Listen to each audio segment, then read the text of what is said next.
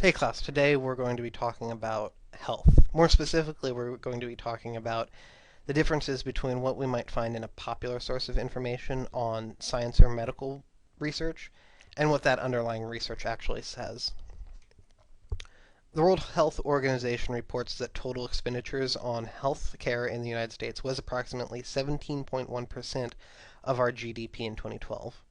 The United States' GDP in 2012 was $15.68 trillion, meaning that in 2012 we spent $2 trillion on healthcare, pharmaceuticals, other treatments.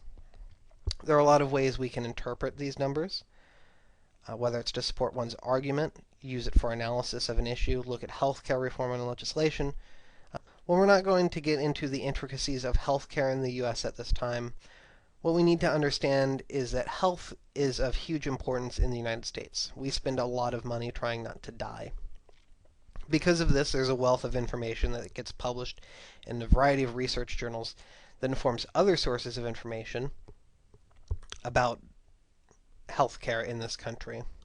Articles in the Journal of the American Medical Association will often be reported if there's some sort of significant finding, and resources like PubMed are free to all citizens.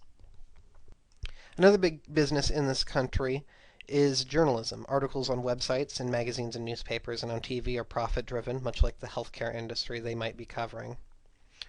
We are conditioned to accept the authority of certain experts on a topic, but these experts may have their own agenda. The goal then is to become an authority on detecting BS, to be information literate by looking at a variety of sources from a variety of people and seeing what meshes, what doesn't, and what that all might mean.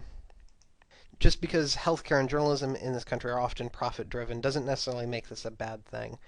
But it doesn't mean we need to be particularly cautious in how we think about scientific findings, especially if there's money to be had. For instance, certain vitamin water advertisements were banned in the EU due to misleading claims. And Dr. Oz was grilled in front of Congress for claims he made on the effect of various nutrition supplements that he talked about on his TV show. And for more on that, we have a link to the hearing from CNN, as well as some additional analysis from comedian John Oliver for those that want a little bit more fun as they start to look into that particular instance. The reason all this happens is that people are inclined to take the path of least resistance. For finding information, this is referred to as the principle of least effort. Information seekers will use the most convenient method and the most convenient tool in the simplest way possible. And we stop seeking information as soon as some information is found, even if it's only minimally acceptable. Students do this, professors do this, everyone does this from time to time. Because of this, it can be particularly easy to mislead folks intentionally or unintentionally. In some cases, someone might overstate something, and even with a disclaimer, many will still rush out and buy something based on someone's recommendation, especially if it's coming from a funny TV doctor, or a search engine that decided that the #1 website was this, based on whatever search string you decided to type in at that time. What we want to look into is how science is reported on. We're going to focus in on one article in particular from 2007 from Fortune magazine on a compound called resveratrol, which is a compound in red wine, dark chocolate, berries, and other high tannin substances. The article is linked in Blackboard for your reading pleasure. After reading the article, you'll take a short quiz to check reading comprehension and discuss some of the things presented in the article. And then we'll move on to step 2 here in this video, where we look at original scientific research and how it informs our knowledge.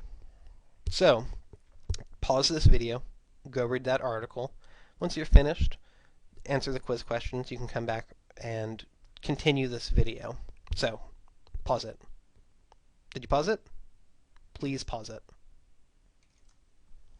Alright, so you're done. You took the quiz. Awesome. We'll keep going.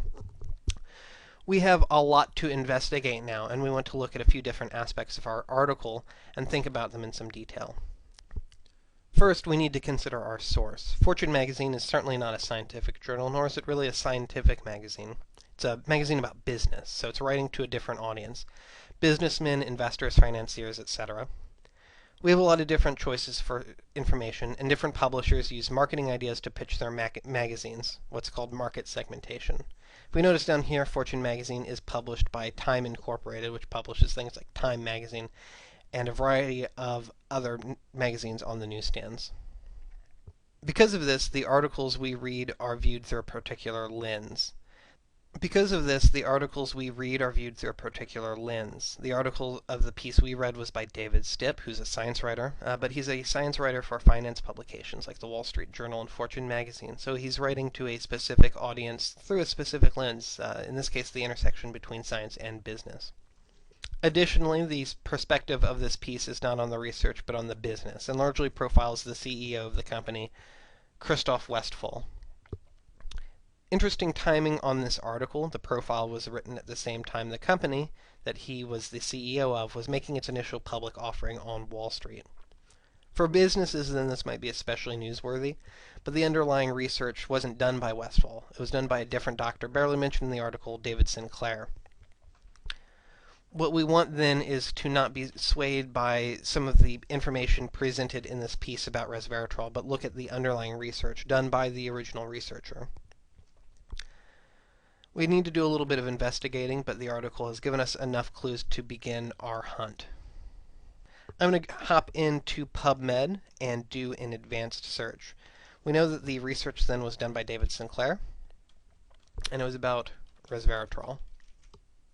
We'd also try some additional search terms, and I might include Sinclair in the author field just to narrow down my search results. So I'm doing this search, and I'm getting a lot of different results by this Sinclair on resveratrol.